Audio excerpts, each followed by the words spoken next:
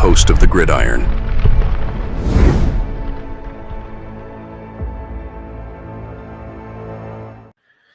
There was one of the things is a lot of it was you look at Kayvon, his numbers went down.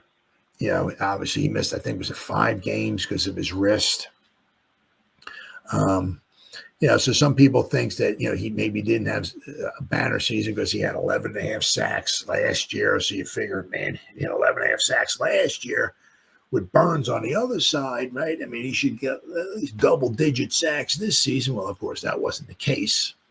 But, he quietly had, an impressive season. Obviously, once he did miss the 5 games, but that was from a wrist. Right, so let's see here. Kayvon is development turning heads in the Giants' lost season. Giants edge rusher Kayvon quietly took a strong step forward, even if his teammates struggled around him. The Giants regressed from 6 wins to a meager 3 in 2024, putting the optimism of the 2022's playoff run further out of view. Just about everything went wrong, especially on offense, and player development lagged behind their peers. However, New York was not without minor victories. Receiver Malik Nabers burst onto the scene as a rookie. The entire 2024 draft class flashed at one point or another, adding at least 4 starters to the line. Edge rusher Kayvon Thibodeaux development turned heads in the Giants' lost season as well. Kayvon became a controversial player given his first-round draft capital and production that didn't match the film. 2023, he seemed to take the leap, posting 11.5 sacks and 12 tackles for loss. However, his peripherals were less than imposing, though, ranking among the worst edge rushers in the league by Pro Football Focus. His pass win rate was not very good, but somehow he still managed to get 11.5 sacks. Amidst the Giants' struggles in 2024, he quietly developed into a player much closer to the expectations that came with being the number 5 overall pick. Let's not forget, before this season starts, the Giants need to pick up his 5th-year option. Decide. I think that, to me, that's a no-brainer as far as picking up his 5th-year option, because then you'll have him, on his rookie deal this season coming up, and then in 2026 you'll have him. I don't know what it is, $15 million. I don't know, but 2026, 15, 16, 17 million would be a lot cheaper than 25 million.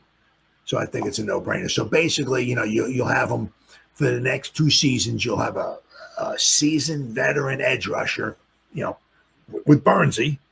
You'll have Burns and you'll have Kayvon, right? For at least the next 2 seasons, hopefully, right? And Kayvon will only cost you, 20, 25 million for the 2 seasons. That's if you pick up his 5th-year option. So, to me, that's a no-brainer. All right, so we got Kayvon. Let's see. Pro Football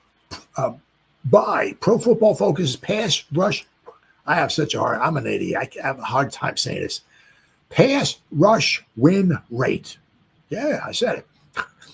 He improved from a dismal 5.6% to 14.2% in 2024. The latter was good for 21st, among 68 qualified edge rushers, and a performance worthy of accepting his 5th-year option. Now, it's going to be interesting to see what they decide to do with Evan Neal, because if Kayvon's 5th-year option is needs to be picked up this offseason, I don't remember, sometime in June or July, I think it is.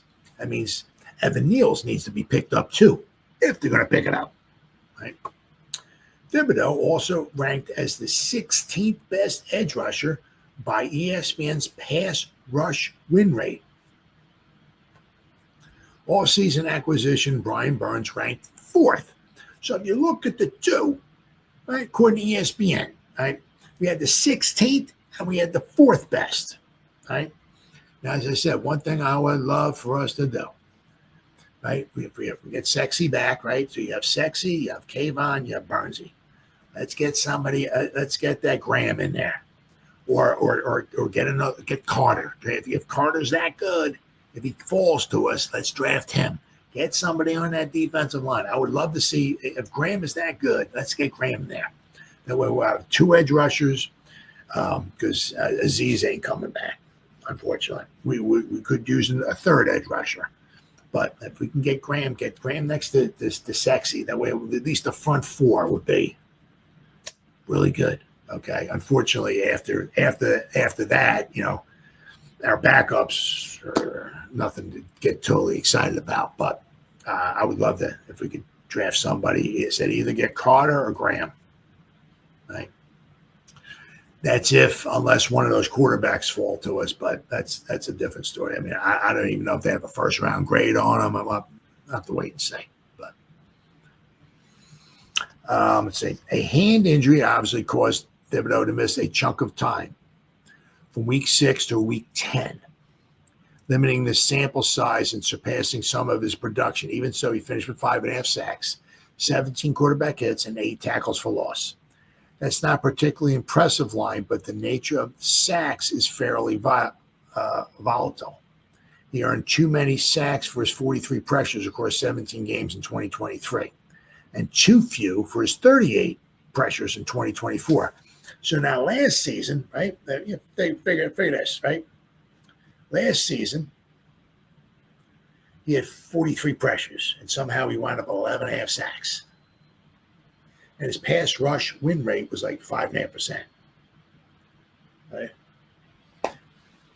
If you look at this season, he missed 5 games, and he had 38 pressures. Last season, he played 17 games. He had 43 pressures. So last season, he played 5 more games. He only had 5 more pressures. Right? Now, obviously, a lot of that might also have to do with Burnsy on the other side. Right? A lot of teams maybe couldn't throw it his way maybe a little bit, or if they're going to send out a back out of the backfield, maybe, whatever, chip block them or something, right? Or same thing with maybe a tight end. The tight end goes in, maybe hits him, and then goes out in his pass pattern or something, right? So I'm sure Burns helped quite a bit as well, too. But we do got ourselves 2 good edge rushers, right? There are still holes in his game. The run defense can be better, and his athleticism hasn't translated quite as well as fans had hoped for. No, not quite. But after 2 less than mediocre campaigns, Thibodeaux's steps were hard to ignore in 2024. New York built its defense around rushing the passer. Just about everything else fell apart. But the Giants can feel encouraged about the unit's trajectory heading into 2025. Now here, okay. Now, once again, last season, I'm not sure if maybe, he wearing down or exactly what it was, but his rookie season, according to Pro Football Focus, that's all I'm going by, right? His rookie season, he graded out a 72.5, okay? 2023, he graded out a 58.4. All right, so last year he did not grade out very well. This past season, he graded out a 69. His tackling was what really dragged him down a little bit. This year, his tackling grade was a 29.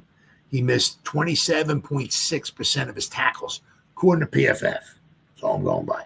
But his tackling grade was horrible this year, according to PFF. Okay. But I mean, if you look, he played about 593 snaps. So he played like 600 snaps, 38 pressures. Last season, 981. So he played almost 1,000 snaps. He played like 400 more snaps last season. He had 5 more pressures. Okay. So I mean, he had all in all, he had a very, very good year. Very good year. So let's hope, obviously, maybe he can get a little bit better, going on. But, a bright spot for sure. I mean, we know we got Burns, we got Kayvon, we got Sexy. So get somebody else in there, it'd be fantastic. Plus, also, if you get the guys up front, right, to take consuming blocks, right, might allow McFadden and a Karake, to run a little more free, right? Maybe make some more tackles. But in a down season, Kayvon certainly had it was a bright spot. That's for sure.